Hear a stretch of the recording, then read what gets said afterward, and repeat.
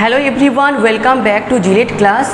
तो आज हम लोग सेकेंड ऑर्डर डिफरेंशियल इक्वेशन का पार्टिकुलर इंटीग्रल डिस्कशन करेंगे। तो इस पार्टिकुलर इंटीग्रल का टोटल 4 रूल्स है, तो एक एक दिन हम लोग एक एक रूल डिस्कशन करेंगे। तो आज हम लोग पार्टिकुलर इंटीग्रल का रूल नंबर 1 डिस्कशन करेंगे। तो क्या है ये रूल, चलिए क्लास में। Hello everyone, welcome back to my class. तो आज का जो टॉपिक था हम लोगों का पार्टिकुलर इंटीग्रल। तो पार्टिकुलर इंटीग्रल को हम लोग शॉर्ट फॉर्म में डिनोट करते हैं P.I। मतलब क्वेश्चन में हमेशा हम लोगों को ये देखने को मिलेगा कि find the PI of, that means find particular integral of. और पार्टिकुलर इंटीग्रल हम लोगों का सेकेंड ऑर्डर डिफरेंशियल इक्वेशन में ही मिलता है। तो इसका रूल 1 क्या है कि 1 बाई फंक्शन ऑफ d, मतलब पार्टिकुलर इंटीग्रल जो है पहले उसको क्या करना है, d कैपिटल D फंक्शन का फॉर्म में उसको लिखना है, clear, into e to the power ax। तो रूल नंबर 1 मतलब e टू द पावर का अगर फंक्शन है तो उस फंक्शन में हम लोग रूल नंबर 1 अप्लाई करते हैं। तो पहले इस रूल को देखिए, फिर एग्जाम्पल के जरिए आप लोगों को इस रूल को हम समझा देंगे। तो करना क्या है, इस d के जगह पर क्या पुट करना है, x के साथ जो रहेगा, जैसे कि यहाँ पर a है तो यहाँ पर d के जगह पर पुट कर देना है a। तो f ऑफ d हो जाएगा हम लोगों का f of a into e to the power ax। ये रूल तभी एप्लीकेबल होगा जब ये जो वैल्यू हम लोगों का पास आया है f ऑफ a, ये नॉट इजिकल टू 0 होगा। तो ये रूल ऑब्वियसली बस हम लोग देखें, और अगर 1% भी समझ आया तो बाकी 99% हम लोग इस एग्जाम्पल के ज़रिए समझ जाएंगे।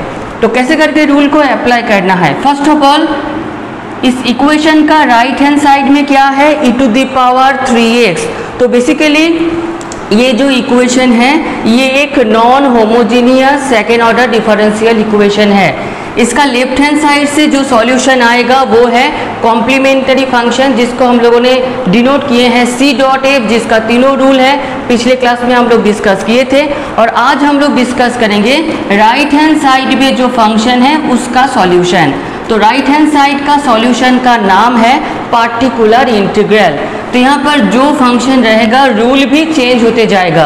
अगर e टू द पावर का फंक्शन है तो रूल नंबर 1 हम लोगों को अप्लाई करना है। तो कैसे करके अप्लाई करेंगे, फर्स्ट इस प्रॉब्लम को कैपिटल D का फॉर्म में लिखना है। तो capital D means capital D square होता है d2 by dx2, capital D होता है d बाई dx। तो पार्टिकुलर इंटीग्रल के टाइम हमेशा याद रखना है कि इस इक्वेशन को कैपिटल D का फॉर्म में लिखना है।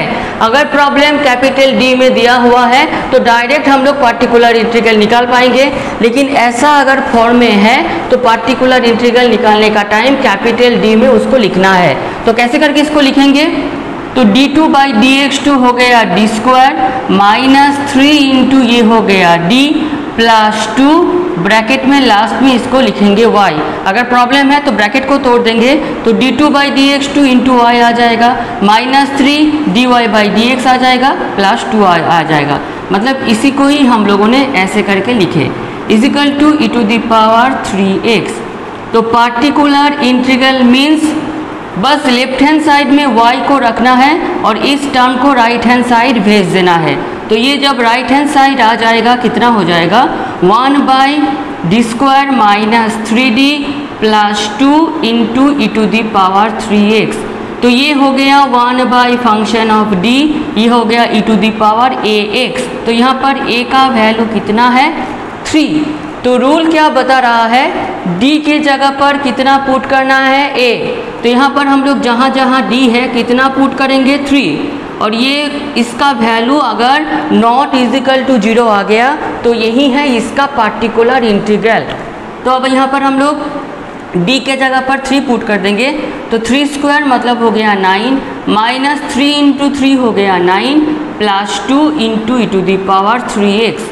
तो 9 9 कैंसिल हो गया, 1 by 2 into E to the power 3x। ये जो 2 आया है f ऑफ a, ये नॉट इजिकल टू 0 है। मतलब ये जो प्रॉब्लम था पार्टिकुलर इंटीग्रल का, तो इस प्रॉब्लम का आंसर कितना आ चुका है, 1 by 2 E to the power 3x। अब हम लोग डिस्कशन करेंगे कि एफ ऑफ ए अगर 0 आ जाएगा तो प्रॉब्लम को कैसे करके हम लोग सॉल्व करेंगे। तो ये था हम लोगों का आज का एग्जाम्पल नंबर 1। तो इस प्रॉब्लम का जो सब केस है हम लोगों का, ये है हम लोगों का रूल 1 का सब केस। मीन्स तो पहले पार्ट में हम लोग देखें कि ये रूल एप्लीकेबल हो रहा था जब F of A not is equal to 0 हो रहा था। अब सवाल कि F of A is equal to अगर 0 हो जाएगा तो इस रूल को कैसे करके अप्लाई करना है। तो जब F of A is equal to 0 हो जाएगा तब रूल को कैसे करके अप्लाई करना है। तो 1/d minus a whole to the power r into E to the power a x, ये है f of A is equal to 0 का फॉर्म। मतलब हम लोगों को पता है e to the power a x के टाइम d के जगह पर हम लोग a पुट करते हैं। तो यहाँ पर अगर a पुट कर देंगे तो a माइनस ए हो जाएगा 0 समथिंग बाय 0 हो जाएगा इन्फिनिटी। तो ये है फॉर्म, कैसे करके अप्लाई करना है बस ध्यान देना है।